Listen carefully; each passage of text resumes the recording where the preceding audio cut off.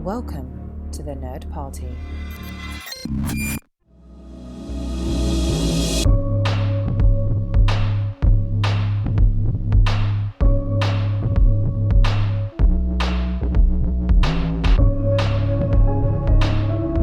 Welcome back to Houselights, specifically the House of Tarantino, as we go through this marvelous, marvelous maze of Tarantino's works. And we are stopping along the way, appropriately enough this week, with a double feature of our own. I will get to what that is in a moment, but first I will introduce myself. I am Stuntman John Mills, and I am joined by my esteemed colleagues, fetching ingenue Darren Moser, and bartender Tristan Riddell, who's going to vouch for me to give Darren a ride home.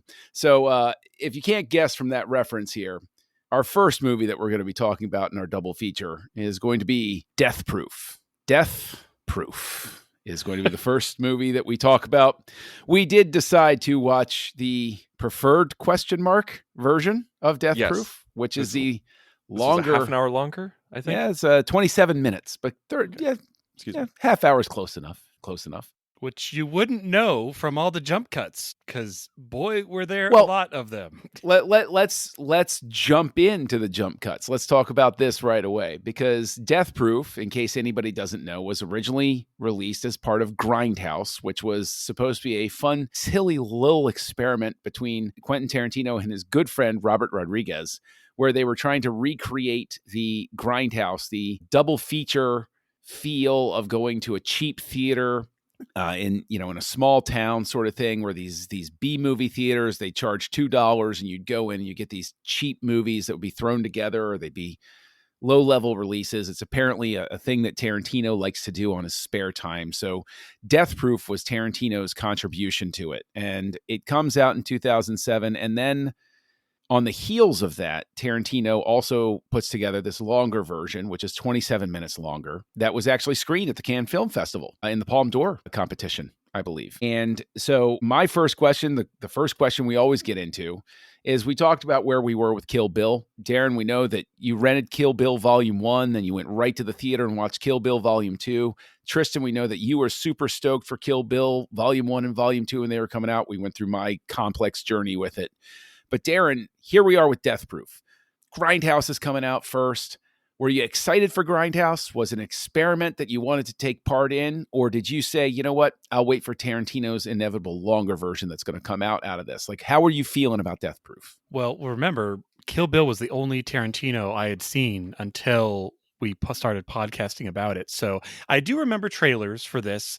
I think the part I remember more from the trailers was actually the Planet Terror with the girl with the machine gun leg. I think everyone was interested in that. So I honestly didn't even realize Kurt Russell was in this. I think I remember a shot of I haven't watched the trailer in like a decade or two. So, but I remember, the hood with the skull on it and driving. So this was practically a blank slate going into this. And yeah, it's so interesting, because I totally get what he's going for. Like the look, like he nailed the look. Like it's got the grime and the, just the bad effects of film. Like it's meant to look grungy. The jump cuts weren't terrible. Like it was like just enough of a cut to kind of give you a pause, but not feel like, wait, did a reel skip? Did I miss a whole chunk of dialogue that's important? But yeah, overall, I knew nothing going into this except for what you two esteemed gentlemen were kind of throwing some shade on it before it even touched the screen. So you were completely inured to the promotion. You didn't bother seeing it till now. Tristan, were you still riding the Kill Bill high? Were you excited for this Grindhouse experiment and what Tarantino was going to do with his half? I was absolutely excited. Some of my favorite movies, my wife and I's favorite movies, are Kill Bill and Sin City. And so the idea that Tarantino and Rodriguez were going to do a double feature and it was going to be a throwback, both of us were stoked. We're like, we are there. Day one, opening day, we're going to be there. And we went with a whole bunch of friends from college. A big group of us went. To be fair, we were very ignorant of the whole grindhouse genre. Very ignorant. We just thought it was going to be like pulpy double feature. Mm-hmm. My wife and I, because Planet Terror was the first movie in Grindhouse. Then they had a whole bunch of fake trailers. I think like Nick Cage and Machete were in there. And then it was Death Proof. I think probably halfway through Planet Terror, I turned to my then girlfriend, now wife, and said, "Do you want to leave?" And she's like, Understandable reaction. she's like, kinda, but we're with a lot of people, so like we didn't want to be those people Mhm. because we were with other people, and we're like, okay. And then the trailers came, and the trailers were awful and showed some really horrific things, and like the people we were with were just like laughing their asses off. And I turned to my wife and I was like, "Do you want to leave now?" And she's like, "No." And then halfway through Death Proof, I was like, "How about now?" So I asked my wife 3 times if she wanted to leave during this double feature, and she bucked up. She was stronger than I was, and it was such a horrible experience. Do you think Yet that she that still married experience? you, Tristan. Good job. Do you think that experience, though, that leading with Planet Terror, and then you didn't? Let's just say you didn't plug into the humor of the fake trailers, right? No, I Obviously, didn't. other people did, Yeah. but you didn't plug into the humor of the trailers. Do you think that instantly set the stage for you to give Death Proof? Like, was it trying to dig out of a hole, and that's why your first reaction was so bad? It's quite possible, and I'm glad that you asked that. I'm glad that you brought that up because I've bashed Death Proof and Planet Terror ever since I saw it in the theater, and I haven't seen either of them since. And so Death Proof is the first time I've seen this movie since the theater. And so when I put it on, I was like, okay, I know I was bashing this last week, when we were talking about Kill Bill and everything like that. And John, you and I have traded barbs about it. Yes. But I was like, I'm going to give this a fair shake. I'm going to try to open my brain as much as possible with this. And no, I was right the first time. But was it as bad as I remember it? No. But I think Planet Terror is by far the worst movie of the two. See, it's fascinating because my full disclosure, my first child was born mere months before Grindhouse came out. So I couldn't go see it. I mean, could I have? Yes, I could. But I was a doting daddy, and I was like, there's no way. She's a few months old. There's no way. As a matter of fact, I can tell you that the first movie that I took some quote unquote me time was because mommy was having like a baby play date thing. And she's like, you have this afternoon. And I made a huge blunder and saw Michael Bay's first Transformers movie. That was my day off. That was a movie that I legitimately considered walking out of myself because by the time that I couldn't understand what the hell was going on with the effects, I was like, and then I like looked at my watch. I was like, oh, everybody's still there. I'll write it out. Anyway, coming back to Grindhouse. So I miss it. And but I remember being in and out of the theaters a lot faster than I anticipated. And people mainly talked about Machete. They mainly talked about that trailer and they didn't talk about the rest of it. I was like, well, that's weird. But when it finally got the home release, I said, okay, well, you know what? I'm going to watch Tarantino's movie. I don't care about Rodriguez, whatever. And I watched Death Proof, and I remember my reaction then was, like I felt like I should like it, but I knew that I didn't like it, and it led to great conflicting feelings within my heart because I was like, okay, after the whole Kill Bill thing and then this, I was like, oh no, do I not like Tarantino anymore? I'm not sure. And the thing is, look, we don't want to spend a lot of time on Death Proof. We all know, that none of us really love it at a minimum. So what I want to do is I want to ask the core question here. I think on this viewing that I figured out a way that this could have been a great thing / grindhouse experiment. Like I have that thing where I'm like, I could have fixed this, which is pompous. And it's what every fan says, but I feel like I could have fixed this. Before you talk about what you would do to fix it, because we don't know what Darren thinks, I feel like we should have him speak first. I thought Darren gave us a nice overview there, but I wasn't trying to get to the ending. No, but you're absolutely right, Tristan. Let's go a little deeper with this. So, okay. I mean, overall, yeah. I mean, I can see because I'm viewing it not as a Tarantino fanboy. So, yeah, like I mean, we all gave Kill Bill a 5 across the board. Like that was just, oh my gosh, pulling out all the stops, the storytelling, the cinematography, the really long animated part that we wish wasn't there, all of that. But this one, I again, besides the shade you guys are throwing at it from the name drop, I went into it Like, I have no idea what to expect. So I think my expectations were set appropriately. And overall, like, I enjoyed Kurt Russell's bit. I think he played that part really well. Again, not knowing what to expect. I'm like, it's a very small story, but told, over quite a bit of time. And, on researching, his love letter kind of to stunt people and that aspect of it. So it wasn't, I don't know, I guess I didn't feel it was as terrible. Like, it's not a good movie, but I think I wasn't as judging it because it's like, if I go into a James Cameron movie, I'm expecting a certain thing. And I think that's kind of why, as we talked about Way of Water, I kind of held off on that because I was like, I'm not ready to watch this yet. I'm worried that it's going to be a dip on Cameron. And then when we finally got around to it, I was like, okay, I'm pleasantly surprised. I actually really enjoyed this because was Avatar the anomaly? Was it the hype? Was everyone like wishing they were in Pandora? I remember that time and it was kind of crazy. Yeah. So approaching Death Proof, just watching it. I mean, is it a Tarantino movie? For sure. Like all over the place, all of the shots and, but bits of black and white and bits of things like that. But see, I want to hit on that. Okay. But I still very much want to get to like how we might see where we could fix it, because I think there's a baseline concept here that's fixable, quote unquote. But you mentioned a Tarantino photographing it. This is the first movie where he receives a director of photography credit. That's true. And I did notice that. Did you detect a difference in the way the film looked compared to, I mean, he's worked with the legendary Robert Richardson by this point. He's worked with other fantastic cinematographers through his entire career.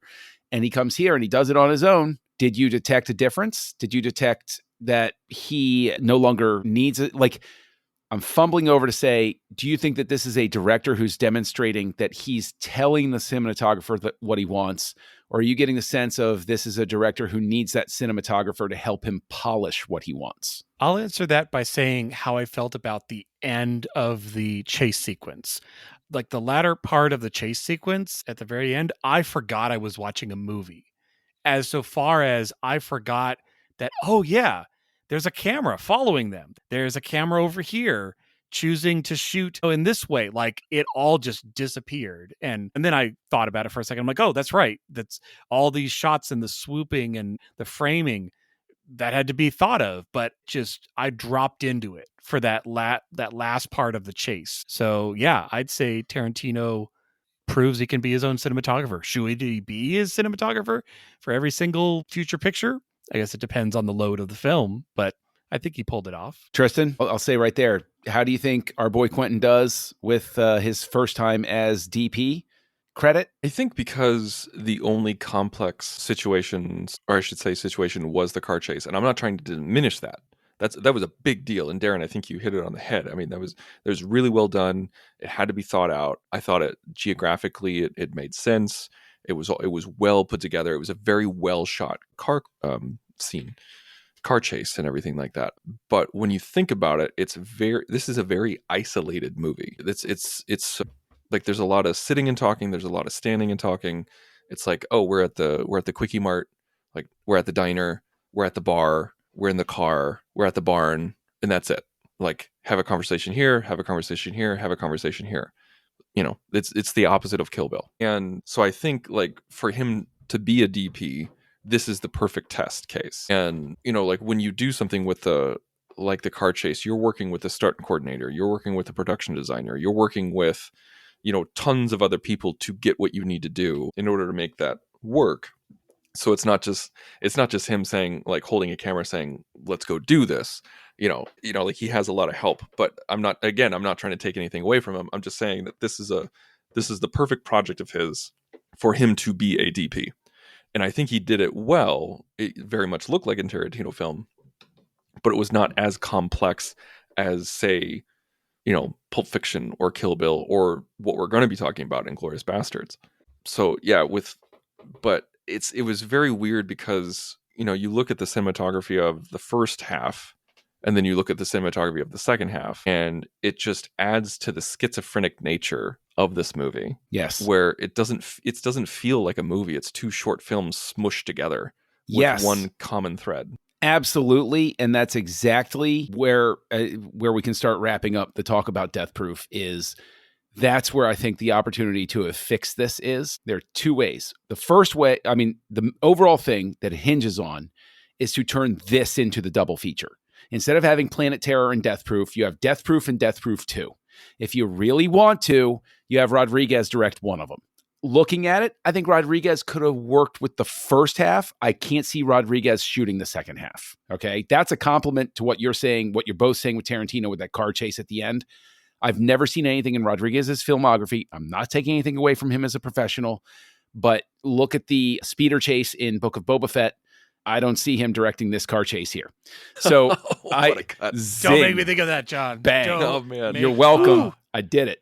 But I was waiting for that one. But basically, instead of having a whole bunch of these like fake trailers and everything, you have fake trailers in the middle for Death Proof 2. And so you have it Death Proof 1 and Death Proof 2. And that way, I think this would go through where it's the further adventures of Stuntman Mike sort of thing. And you turn him into a serial killer. I You're absolutely welcome. love that idea. I really like do that. because I'm 18 years too And late it's cool to to see two different directors approach the same material. Like that would be really interesting. And it's the thing is, it breaks my heart because it is a waste of Kurt Russell. Kurt Russell showed up. He's been in film since before film was invented, I think. I think he's just a spirit that was captured on film and became a person. And it's so effortless for him to be so incredibly charming when he needs to be a stuntman, Mike, that when he does become the killer, it's like, no, like it's a thrill to see him do that. And it's such a shame. Like I feel bad for him in a sense because I'm like, man, he really showed up. He's like, yeah, now I'm in the cool kid movie finally. Yay. And he gets Death Proof. And it's like, okay. But considering the guy's a the movie list, star, you know, I know, he's right? a movie star. He shows up. I thought his scenes with Rose McGowan were the best. Like when they were talking at the bar and when the car, I didn't like how much they beat up Rose McGowan, but like that was really off-putting, obviously. But yeah, like his scenes were the best, absolutely. But to add credence to what you're talking about, I think that's the main crux of it, is that I don't care about any of these characters because I don't really know them that well. I didn't have time to learn about them. There's a reason why Scream works and this doesn't. And it's because you actually get to spend time with the characters. Like it's meta and there's murdering happening and there's violence, but it's just gratuitous in this and it's not in Scream, because you don't give a damn about anybody. And the most charismatic person should not be the killer. Yes, and yes, and yes. So, Darren, do you have anything where, like, do you look at this and you're like, you said it yourself, it's like, this isn't a good movie, but what could have made it a good movie for you? What's it missing? Two things I'll say. Like we were talking about Kurt Russell, it made me think of, it wasn't Mission Impossible, it was Columbo. Watching a Columbo episode where Dick Van Dyke was the villain. And it was so jarring because it's Dick Van Dyke, who is like not the bad guy, like ever. And so that was what I kind of felt like watching Kurt Russell, especially when he's oozing the charm and all of that. And it's like, but you're not right in the head. You are a bad person. I will say, besides the end, chase, which obviously Tarantino's like, I want to make a chase movie. And everything else leads up to that. I will say there was one part I noticed, and it because of how it made me focus. You're talking about the Quickie Mart scene. When they make the phone call into the Quickie Mart, it was very interesting because I'm like, why are we doing this? Because this very easily could have been they both go into the Quickie Mart and they have the exact same conversation and everything plays out the same. But I'm like, why are we choosing to keep one outside and one inside? And they're, kind of watching in and out through the window. I was expecting, his car to pull up and he snatches her or something. I felt tension, like just that small moment of they're separated by the window. I'm saying that was a great thing. Like obviously nothing happened really, but I didn't know that. And so I felt way more tension in that conversation than just if they had, I think an amateur would have just put them both inside and not had one call the other just to chat. So that scene kind of stuck out to me. Again, didn't really go anywhere, but I applauded what it made me feel in, the knot in my stomach. Tristan, anything that could have switched this around for you, and then your final rating? Because honestly, I think we've given Death Proof its due, and I want to move on to the next film anyway. Yeah. Yeah, and I mean, actually, there's one thing I want to mention, and I remember being pissed off about it in the theater, is in Grindhouse. So when you watch Death Proof, the home release, like the extended home release, you have the first half, which is all scratched up and crazy and everything like that, and then the second half looks like a normal Tarantino film. Like there's no scratches, there's no jump cuts or anything like that. And when I saw Grindhouse in the theater, that was not the case. Both halves were scratched up and weird. But when you look at the Grindhouse home release, it's the same as when you look at the Grindhouse release of Death Proof, it looks the same as the extended release. And so I was like, wait, I don't remember that in the theater. I remember being in the theater watching it where it was all scratchy and weird, but it got less and less as the car chase went on. Mhm. And that pissed me off because it was Tarantino showing off his car chase scene. He's like, I don't want these stupid scratches getting in the way Mhm. of the beauty that is my car chase scene. And so him not sticking to his theme, Yes. I remember making me angry, and he erased all evidence of that in the home releases. It's jarring because I know that, his whole meta commentary is like, oh, well, sometimes you go and the print was cut up and it was two different prints. And so it would actually be better over here. And it's like, but the whole conceit, the whole gag is that you're watching a bad print, and to do it like that's too much knowledge to try to pack into my brain that, oh, no, this is from a different print that they got and they stitched together. And I'm like, what? Like that, how does that work in your brain? Right. So yeah. I'm going to give it 2 stars. I don't find this film enjoyable. I'm never going to watch it again. I wanted to give it more because of Kurt Russell. He's Kurt Russell just lands it. He's just so great in this, but it's not enough. I feel like the women are horribly written. So many of them act the same and are written the same and not distinct enough. I'm glad you said that. I'm going to land with 2 stars as well. Extra star for the car chase, but without that car chase, it's a 1-star movie, which pains me because this is something I will go back and watch because I constantly want to like it more because of Kurt Russell. I'm like one of the biggest Kurt Russell fans on the face of the planet, and I will continually give anything that he's in too many chances as a result. And I can say that, so it gets 2 stars. It's one of those things where he really, in terms of the writing especially, Tarantino is writing his typical masculine character for women, and I think that's what doesn't translate. You go specifically to that scene where they're talking in the table, and I'm like, oh, this is the opening of Reservoir Dogs. It's just with Rosario Dawson and friends. And I'm like, and it doesn't work because I'm hearing the dialogue. I hear Mr. White and Mr. Blonde and Mr. Pink talking around the table. That's not them. That's not them there. Like, it doesn't work. He hasn't adjusted or sat down with a woman and said, hey, could you make this sound like women talk as opposed to me and my dorky guy friends when we're sitting around a table? Like, I think that's part of the translation problem there with the characters. So, Darren, it's a 2 from Tristan and a 2 from me. This is your first time watching Death Proof.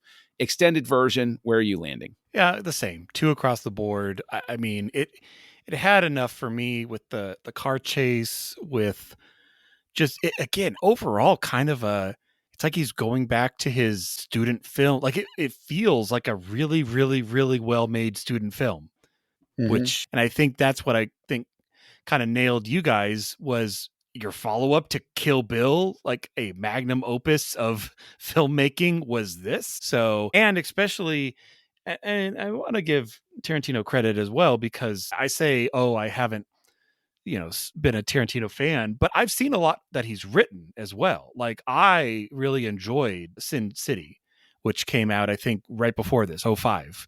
So this was 07. Was he a writer on that one? I honestly don't remember because that's based on the Frank Miller graphic novel, and I know Rodriguez directed it, but I wouldn't be surprised if Tarantino was a co-screenwriter on that, but I didn't think he was. No, you're right. He is not. What I was remembering is a behind-the-scenes clip I saw where he directed a scene.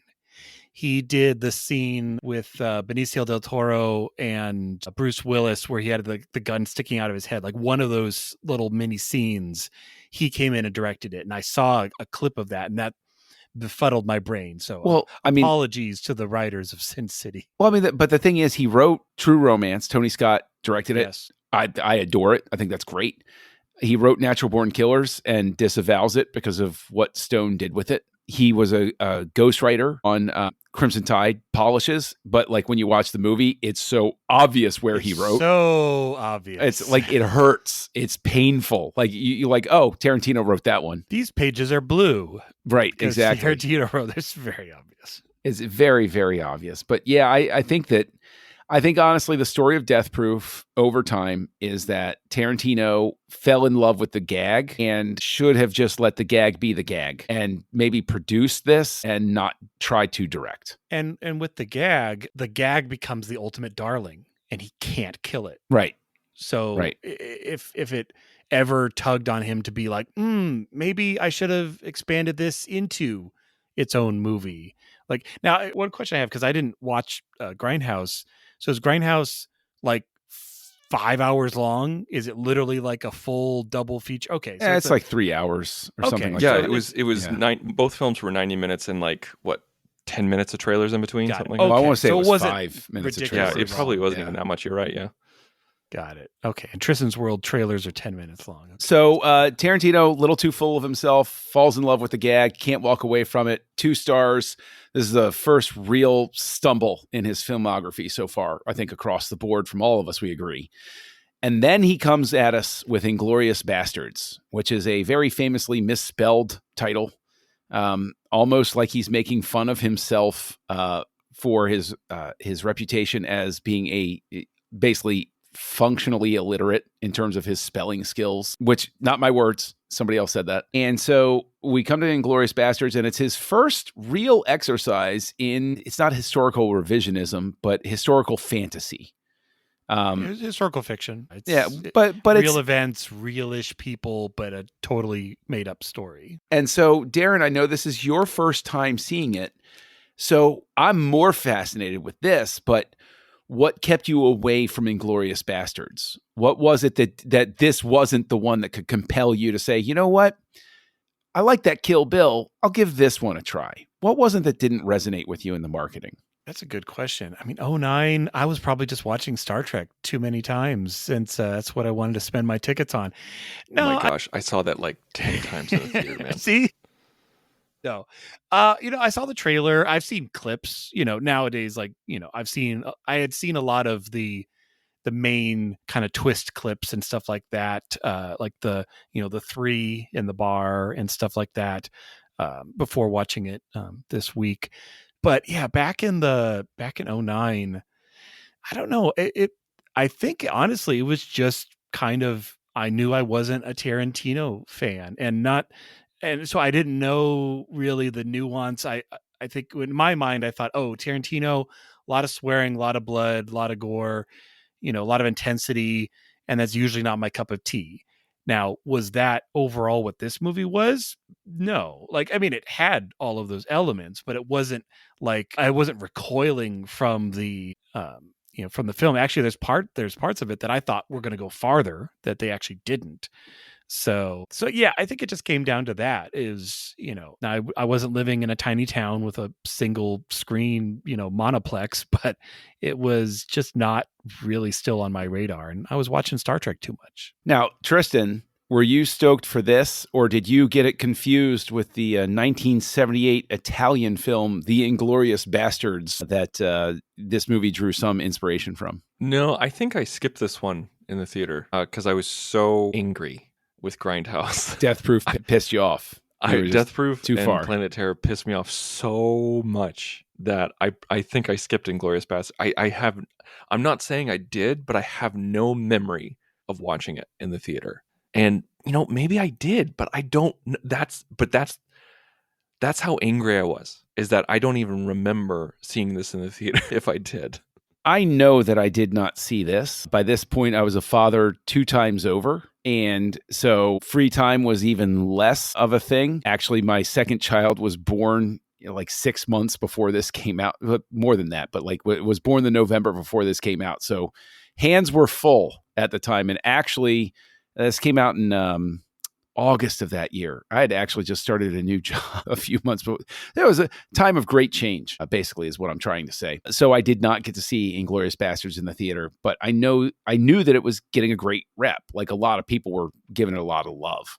So Tristan, you don't remember whether you saw this in the movie theater. This was not your first time attempting to revisit it in years, or was it? This was my second time seeing it. I either saw this in the theater or I saw it right when it came out on video. Mm-hmm. Mm-hmm. But this was my second time watching the movie since 2009. So with the entire fictional historical World War II thing, Darren, I'll throw this to you first. Did it throw you for a loop at all that in my brain, this is the first time anybody has screwed with the historicity of a film set in World War II that I think I ever saw.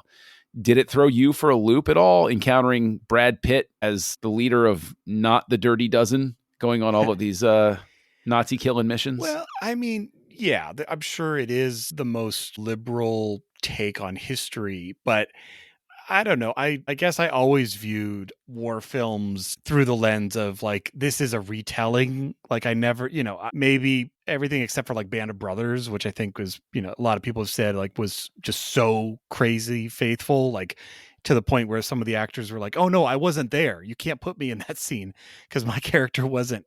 So yeah, I never really viewed World War II movies with that reverence of like, oh, this is what actually happened. Because, we have composite characters, we have changes of timeline and things like that.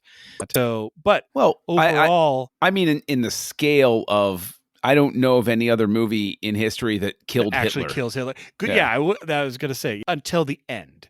Because really, as it leads up towards the finale in the cinema...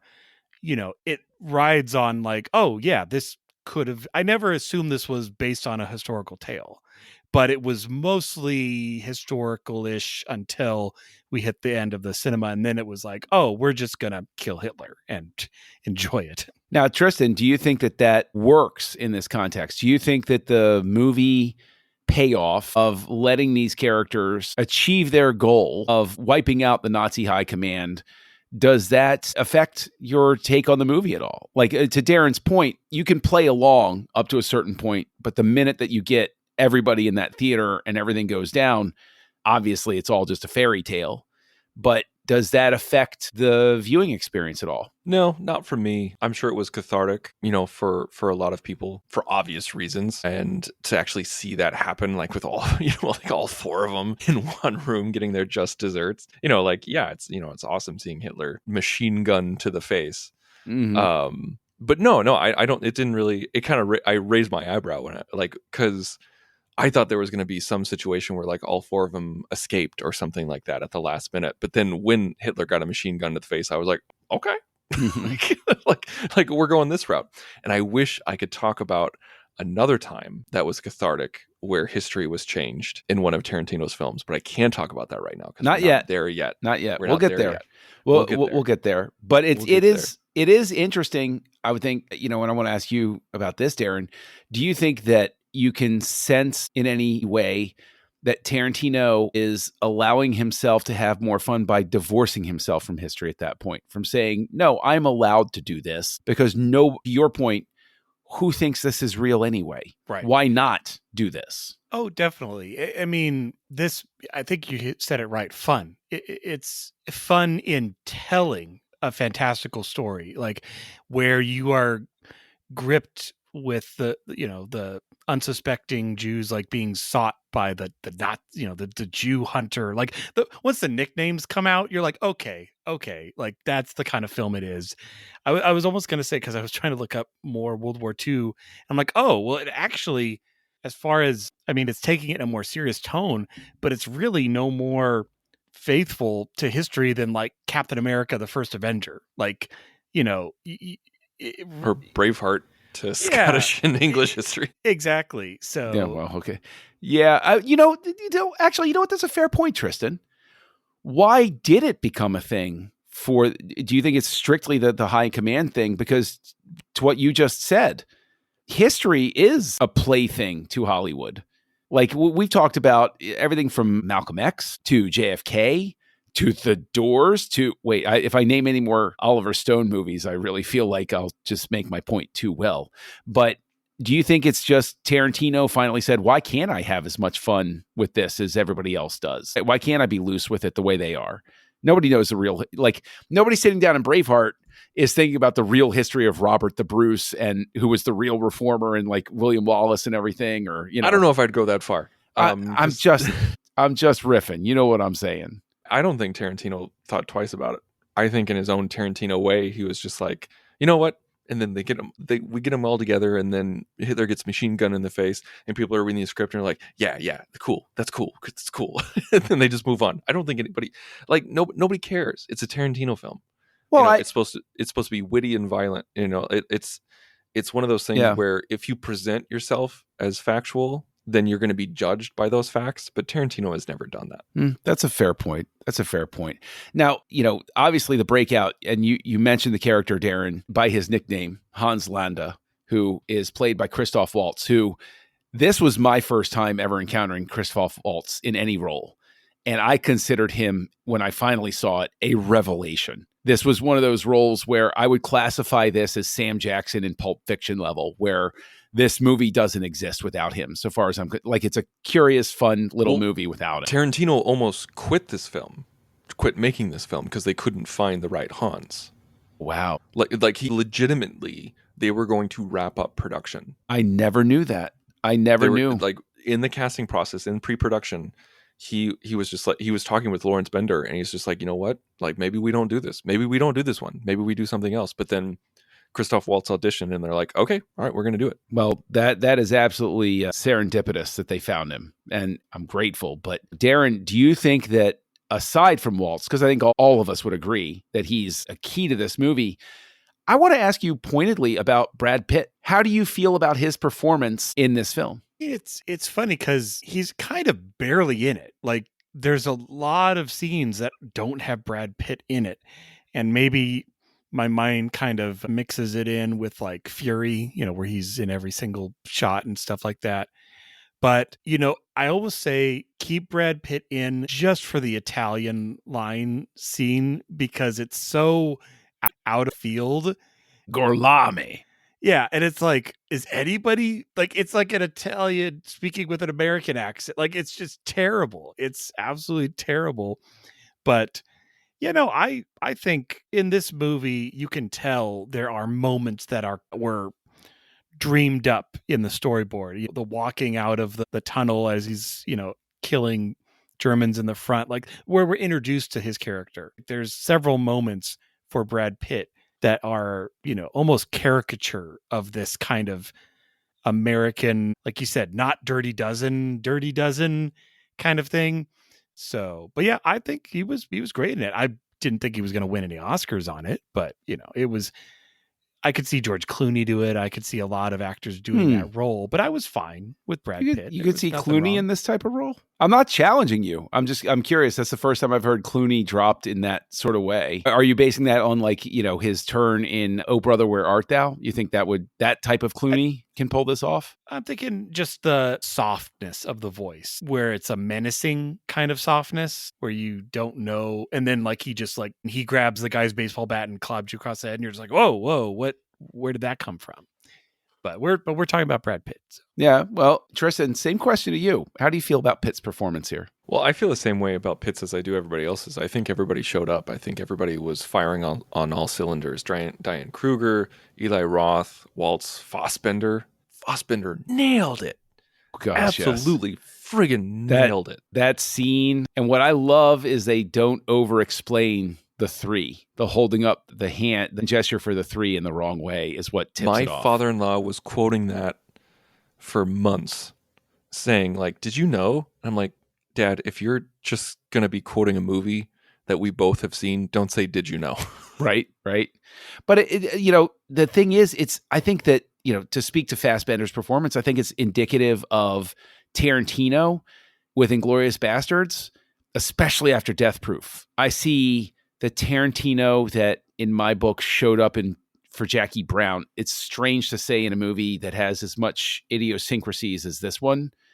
I find this movie very similar to Jackie Brown in very many ways. Yeah, I was just going to say he's more restrained in his moments. He knows how much to give us. He doesn't go over. Kill Bill, there's permission to go overboard with the genre that he's imitating there. I think we see a Tarantino getting his skill set back under control. Like, this is a Tarantino who's maybe been humbled a little bit by Death Proof and said, oh, okay, I understand I went too far. And he's back in here. And he's directing his actors in that way. But you mentioned Kruger. Do you think that Kruger gets shorted in any way in terms of the esteem given to the performers in this movie? Because a lot of people talk about Waltz, a lot of people talk about Pitt. Do you think that she does not get enough due for her role here in Inglourious Basterds? I forgot she was in it. So yes. Like I think because she looks so similar to Melanie Laurent, because she's blonde hair, blue eyes. There's two women in this movie, and they're both blonde, like they're both gorgeous with blonde hair and blue eyes, and they're tiny and wear red dresses. Yeah, and go down the opposite side of the spiral stairs so that it's a mirror. It rhymes. Yeah, the same thing. Like, I mean, she performed well, but honestly, for the first couple minutes of that scene, I was like, I mistook her for the other character, because there was very little difference in her appearance and the way she talked, all of that. I mean, this is definitely one where you can't do anything else while you watch it because there are so many subtitles to get yourself through. But yeah, I think this was, I'm sure that there is a calculation, but this movie has to be mostly foreign language, isn't it? Like non-English? Over 50%, I would be sure. I applaud Tarantino because I still recall enough German from back when I was quasi-fluent in it to know that he's not cheating it too much. That there's actual there. Okay, Tristan, just because it's such a visual medium, I don't want to overstate since everybody's watching along here on this audio podcast. But Tristan just gave me the stink eye on this. And the thing is, I'm not saying that it is, completely, that a native speaking German is going to be like, haha, I can't tell the difference. I'm saying it's enough. It's like a Raiders of the Lost Ark type of movie where it sounds right. Because I understand German and, reading the subtitles and listening to it, I'm like, not quite. Now, hold on a second, though. Now, the thing is, I'll throw the challenge flag on that because subtitles are always clumsy translations for reading. That's how I know that. That's how I know the Huttese in Return of the Jedi is not a 1-to-1 because I need to read it at a certain speed. And Jabba's saying a lot more than what's appearing on screen. I will 100% give that to you. I just looked it up, and 30% of the film is English. Yeah, I buy that. Isn't that crazy?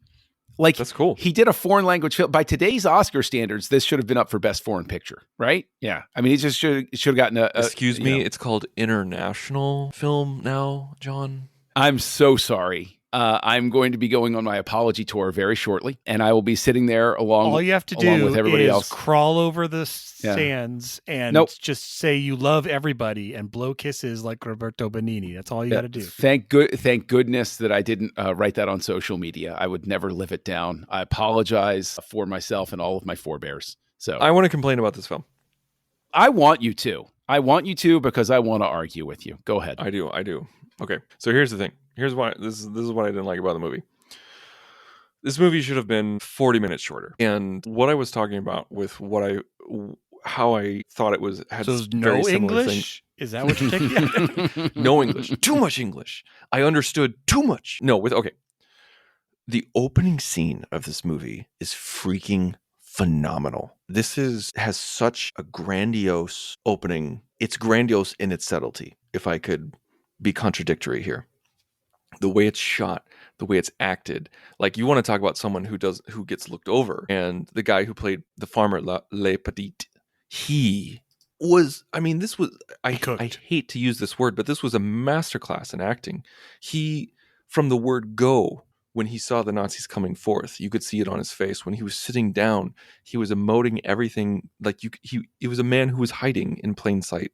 And then you felt for him when he turned on his friends. Mm-hmm. Like, that's a hard thing to do. Because he wasn't a Nazi sympathizer. He wasn't a collaborator. He was a man who knew he was found out. He knew he was found out. He was trying to protect himself and his daughters. But it got people killed. And so you felt for him in that moment. And he portrayed all of that. Anyway, I'm sorry, I'm gushing now. But like in Walt, you get that introduction of Walt and that ridiculous pipe, and it's just, it was so, the tension was palpable. It was fantastic.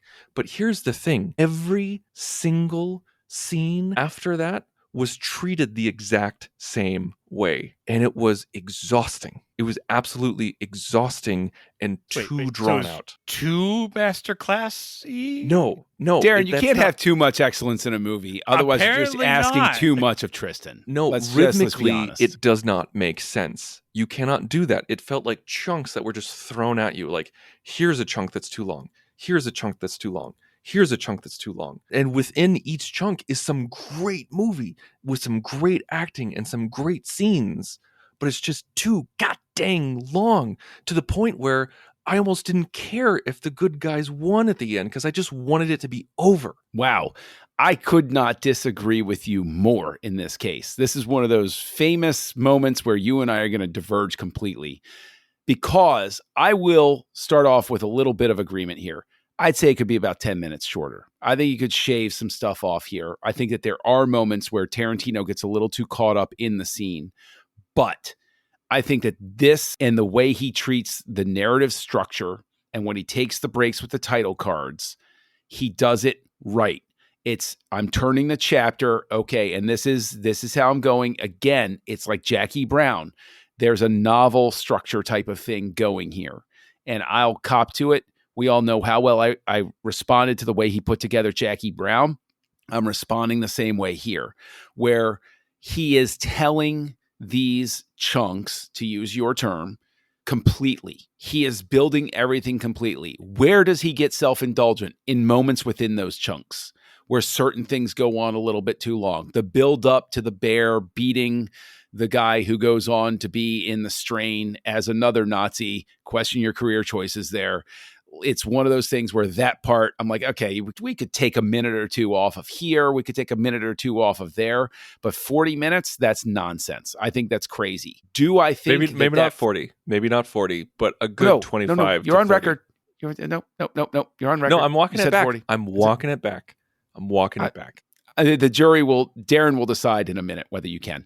And I'm telling you, I get what you're saying, where that first scene is such a showstopper that you're like, wow, and you're completely done. But then Tarantino comes in, and I think he does the tone reversal perfect, because then as Pitt comes in as Aldo Raines, he's getting, basically, we've set up Londa perfectly. And now in comes Raines, and he gets his setup scene. And I think it's a perfect setup scene for him. I think that this works exactly the way that it needs to. And I think that each chunk, again, to use your term, pays off really, really well. There are a couple of things where I would snip out here and there, but I do not think that he is indulgent. I think that he is patient. And Darren, you be the tiebreaker here. Am I right, or is Tristan wrong? Well, it's, yeah, I mean, that first scene is so amazing. It's the kind of, makes me think of like Tenet, where they just showed like one huge chunk of the movie as a trailer, because it's like you couldn't give it as a trailer. Like, if you want people to watch this, just show them that whole scene. It doesn't spoil anything. It just whets your appetite for more. And yeah, although you made me think, Tristan, does this movie need title cards? Like, obviously it's chaptered like that, but why? You could just, like, it's not like it's told out of order. It's not like the story doesn't progress. Yeah, you're jumping from, maybe parallel storylines, but it doesn't necessarily need that. But as far as the overall runtime, I don't know. I think overall it just built to the climax, and then it was boom, we're done. I mean, the movie's.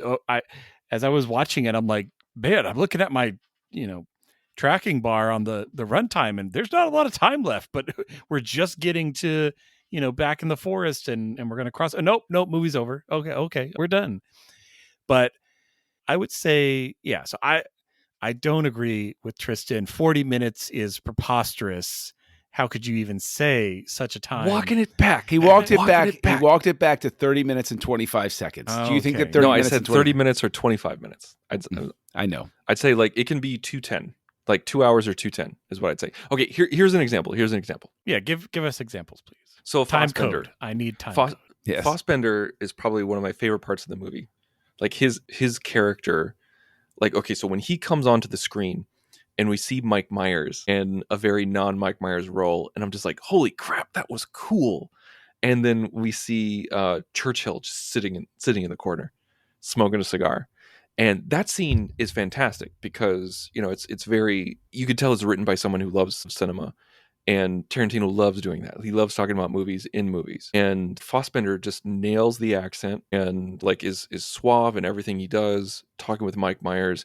It's a great scene I love those scenes. It's almost like James Bond talking with, you know, that scene was nice, concise, and you're like, okay, 5 minutes. And then we go doing the next scene and it's just like, boom, we're right in the thick of it. They're waiting for Diane Kruger. Fassbender's talking with Brad Pitt. Fassbender has that fantastic interaction with the other dude who's like this pseudo psycho. He's sharpening his knife. Quick, concise. You get to know the characters a little bit better. And then you go to the next scene, which lasts 5 days. And you're just like, good Lord. Like, No. it's just like that scene in itself has some really, really great stuff, but it goes on so god dang long. I should not be asking myself every 15 minutes in this movie, we're still in this location. We're still in this scene. And so it's just like he gets it right. And it's just Tarantino just like cranking it on the screen for like 20 minutes. Gosh, I disagree. I really do disagree. I mean, I think that he is doing things that are really fun, and I think that he is giving these moments permission to breathe in a way that other directors do not. Again, there's a difference between breathing and hyperventilating, man. Please. Wow. I don't agree, specifically because the moments that you're talking about, I think, work so well. And if you want any sort of middle ground between the two of us, I see what you're saying, where it almost functions like a series of short films in that he's telling all of this story that other directors would speed through. Other directors would go faster through the scene in the basement bar, the basement pub thing. Yes, other directors would go more quickly through that. I already conceded the scene where the bear out of the tunnel. Yeah, we could clip this a little bit. We could clip here and there a little bit, but that's sort of the story of any movie, especially any Tarantino movie. And I can't wait for you gentlemen to get to Hateful Eight because, woo boy, that one's going to be fun. Well, I'm the only one that's seen it, folks. As we're talking about, long scenes. I mean, when I was seeing the intro of Zoller with Daniel Bruhl, which, he amazing acting again in this scene where and I'm talking about the second time we see him, not necessarily when they're at the cinema, but when she's in the diner. There's a shot where like the other German guy came in, and it was so similar to the previous shot where the first German guy came in to get his autograph that I thought the movie had grindhouse shifted and it jumped back, and I had bumped the mouse and it had rewound like 5 minutes. And then I realized, no, it's a second person doing the exact same thing. So yeah, there's a little room for I'm just glad to hear that you're watching it on a computer screen the way Tarantino intended. Which I watched it on my secondary monitor. Isn't that the only way that you watch movies? Like that's how you watch movies the most, isn't it, Darren? Like on your computer. For the most, the thing is, I would love to package up all of these shows and send them to Tarantino just so he can hear about that, so he can come to your house and give you a 5-hour lecture about watching it on film only. I turned HDR on my monitor. That's right? I should have that. Yes. No, I'm just kidding. Yeah. Motion smoothing. Oh, geez. Yes. Well, I too am a father with children, and I don't.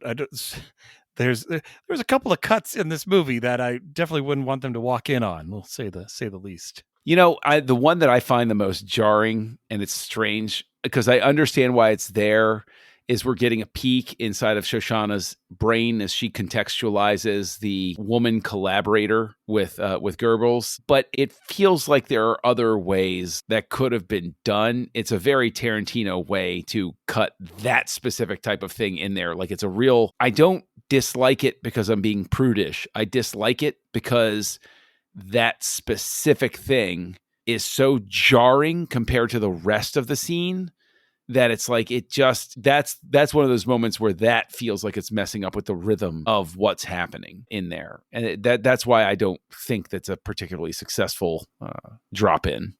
Well, and I mean, that brings up what I said earlier, where I thought there were parts where they were going to go farther. And I thought that at the end, obviously they were going to make a film and splice it in, and it would be, you know, like, oh, you're going to die and stuff. I thought they were going to take it even farther, and she and her lover were going to make one of those films and play it on the, like, yeah.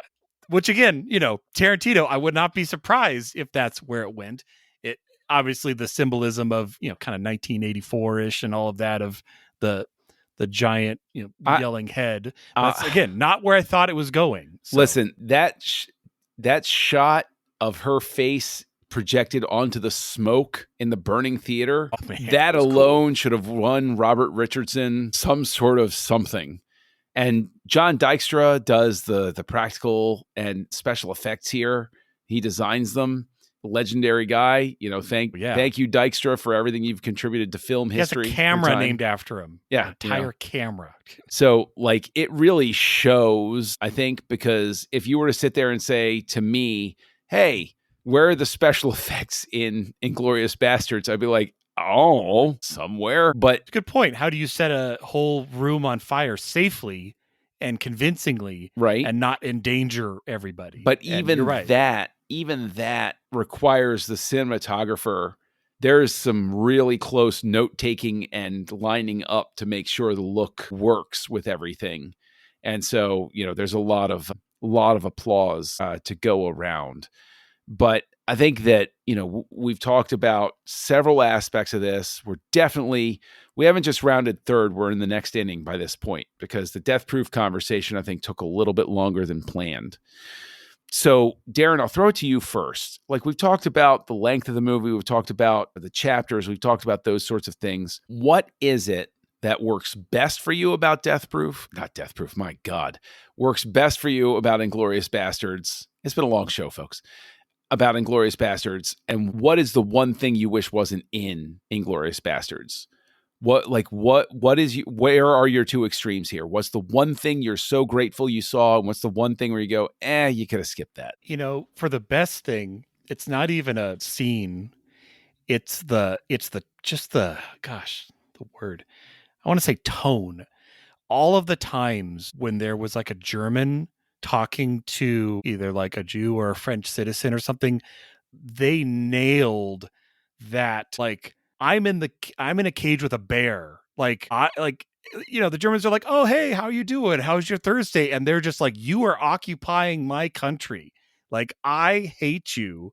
I'm not going to give you any satisfaction, any more of a reply than I need to get out of this moment, because, you know, you rolling up on my house, or you walking into my diner, or you noticing me is a threat to my life. And all of those scenes, the tension, the acting, I think were beautifully done throughout the entire film.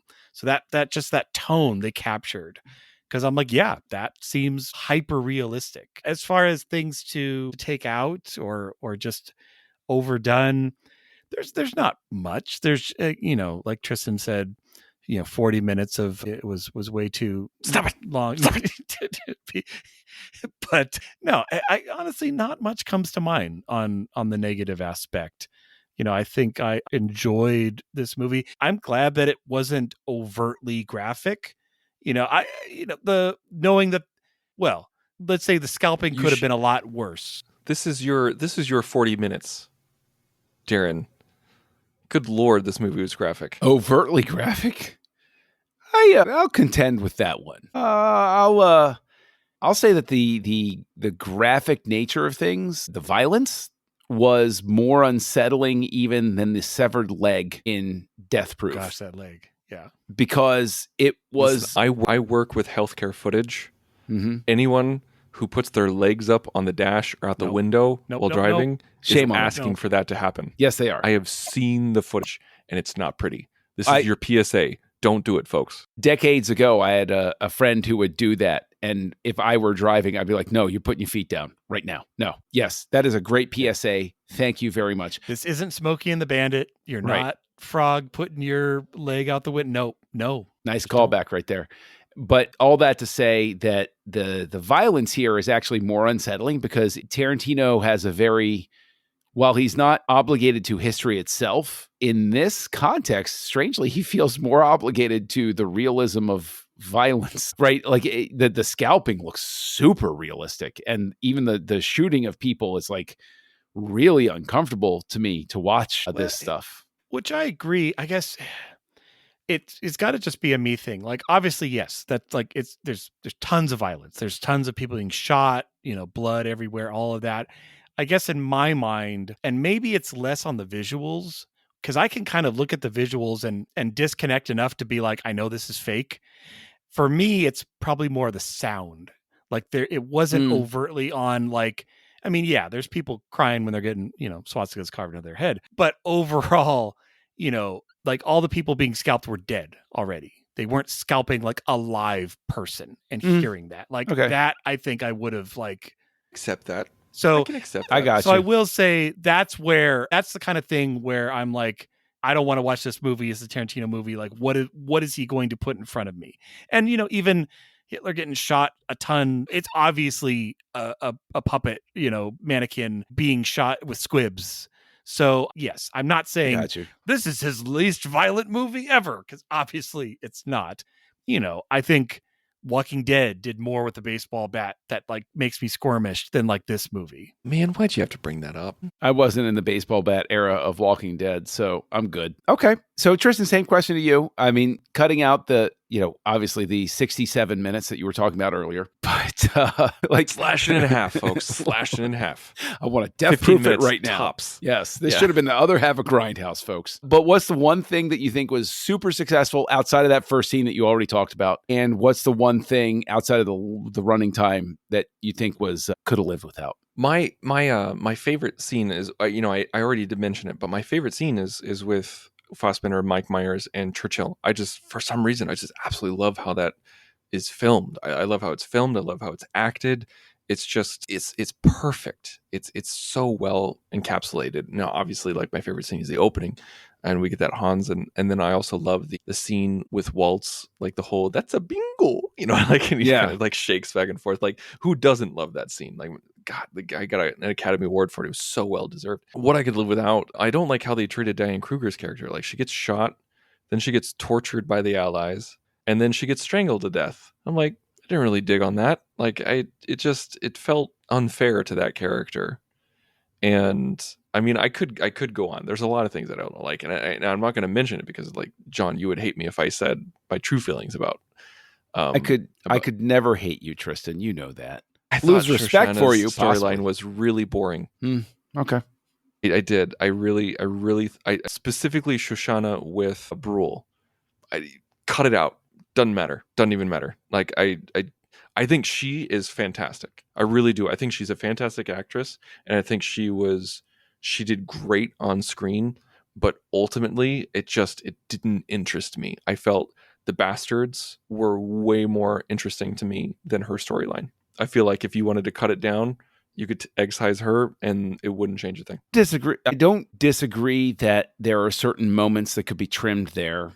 I disagree about removing entirely, and I disagree. Well, I mean, about with the climax, you can't remove her because of the climax. No, but like, you know what I'm saying. I know what you're saying. Understand what I'm saying. Where it's like I get sort of the vibe of what you're going for. I'm plugging into it. I hear what you're saying, but I don't agree with it specifically because I think her interactions with Brule are very interesting because of the fact that in those interactions, she is, or rather the film does a really fascinating thing where that character as sort of like the Nazi Audie Murphy, when he's such a complex character for Tarantino to have put there, where he's suffering PTSD in a sense, but he's also a monster. And his last act is not just to kill Shoshana, but also to try to force himself on her. Like there's a whole like really complicated thing going on there. And I think it's really interesting where Tarantino for once is going way deeper than a caricature and really examining how complex human beings can be and how they can, as Whitman might say, contain multitudes, where there are these different levels that are held in tension within people and they don't ever reconcile them really. And I think that's why I love their interaction. That's why I love things playing. But at the same time, in terms of the little cuts, Darren, I agree with you. That whole thing of like two people coming to him, it's not a confusion thing. It's you already did this like a minute ago. Why are we doing this again? You're reinforcing. Just have him give an autograph. That establishes it right away. That's fine. And I think that for me, that outside of that opening scene, which is just fantastic, I think that one of the greatest things that Tarantino does with the character of Kanda is he gives him that scene where he strangles Kruger's character, because it's almost as if he realizes that the character is able to pull off being so quirky that it's charming in a way that's dangerous for the audience. And instead, you root him very squarely on he is a personally terrible monster. He's awful. And I think it's very important for that scene to exist. And I think that's a great, great moment for it. I would love to sit down with him and ask him why he used Bowie's theme song from Cat People, because it's interesting, but I liked it. I'm not saying I didn't dislike it. I'm just curious about it. I'm like, there were 1,000 different things you could have done. Why that in specific? Like, that's the one thing. I'm like, why that in specific? But here we are. We have discussed all of these things. And I think we're ready here for Tristan to hear how much you'll truly disappoint me by giving your final thoughts and ratings for Inglourious Basterds. I'm giving this 3 stars, and I think I feel like I'm being generous. 3 stars because the performances are phenomenal. Just top tier performances. This is amazing acting across the board. Everybody is firing on all cylinders. I think this is lightning in a bottle when it comes to performances and the actors that he got. And I think it's a well-written script. I think it's a well-edited in a micro level. I think Sally Menke does an amazing job, but I blame Tarantino for the macro editing. This easily could have shaved off 75, 78, 80 minutes. And would have been much better. So I give it three stars. Well, too long, too timing. Wow. I think initially he wanted it to. He was teetering on making it a miniseries, and so he already had to condense it down to a feature length, but just not enough condensing. He kicks that around, and when we get to Hateful Eight, we'll talk about his toying around with the idea of miniseries and whether he's a director for that medium at all. But Darren, we'll save you for last since this is your first viewing of it. When I come back to this, when I first saw Inglourious Basterds, I gave it a solid 5. Loved it. I think that whenever Pitt does a quirky character like this, when it's Tyler Durden or Aldo Raines, he's born for these things. I love him in this type of role. I love the way that he effortlessly plays comedy in a serious moment. I'm going to give him the biggest compliment I can is here in this role. He enters Shatner territory where he's so perilously close to self-parody that he's in the danger zone, but he's like right in the yellow, right by the red line. He's right there, and he's able to keep it right where I still love him. And that is a Shatner level of mastery of screen presence that very few have ever achieved. And I think that there are so many things that work incredibly well. While I would not cut 97 minutes the way that Tristan would, there are a couple of moments that I think could be pared down. And I think that there are a couple of things where it's almost odd to say, but he lingers on some of the violence too much. He's having too much enjoyment with it. Like, it's one of those things where it's like, oh, I get why you're showing that you could cut that right now. Okay, this is a little much. And so I think that's where he runs in danger of his restraint, losing control of it. So this time, I'm going to wind up giving it a 4, but there's a lot of room here for it going back up to a 5. So Darren, where do you land with your first viewing of Inglourious Basterds? Yeah, just some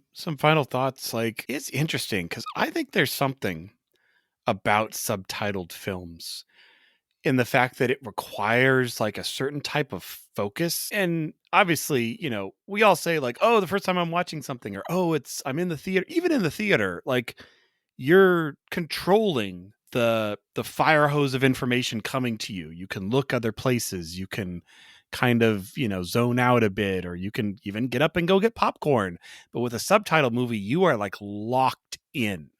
And it's just so all that to say, I think definitely this is the movie to have titles, have so much in other languages. But it would almost be an interesting take if it was all dubbed, like just what that would have been like, how that would have come across. I'm not abdicating that for sure. But the other two parts, I will agree with you about, Brad Pitt shat all over this for sure. And I enjoyed his performance, but what kind of came to me in gathering my final thoughts is it is the Inglourious Basterds, but like they're kind of barely in the movie. I mean, yeah, they're in the final heist, climax, but there's actually very little of them like doing their thing. It's not a Hateful Eight. It's not, they're not Hateful Eight, but you know what I mean? The Rough Riders, the war heroes, like it's not that movie. It really isn't. And so it's almost, false advertising of like this, you're going to get a movie where they're doing all sorts of things. Like, yeah, they do that in like 2 scenes. And because of how this is chaptered with the title cards, like they're in their nice little box, and it really is a completely different story, which I think is why, Chris Waltz, like he takes the cake because it's more his story. It's more other characters' story.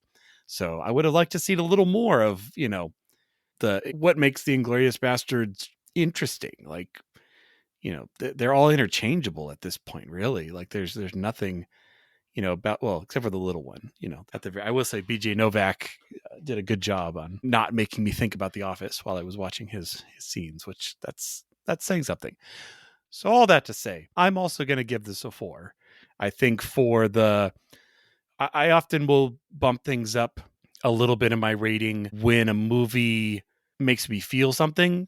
So whether or not, I'm not saying it's like, oh my gosh, like the torment, but more of the tension. Man, like that first chapter was just, you're white knuckling the theater seat because you're, even from the beginning, when he starts to see them coming down the road and you're like, oh, today's the day I have to make choices. Like today was just a normal day chopping this stump for no good reason.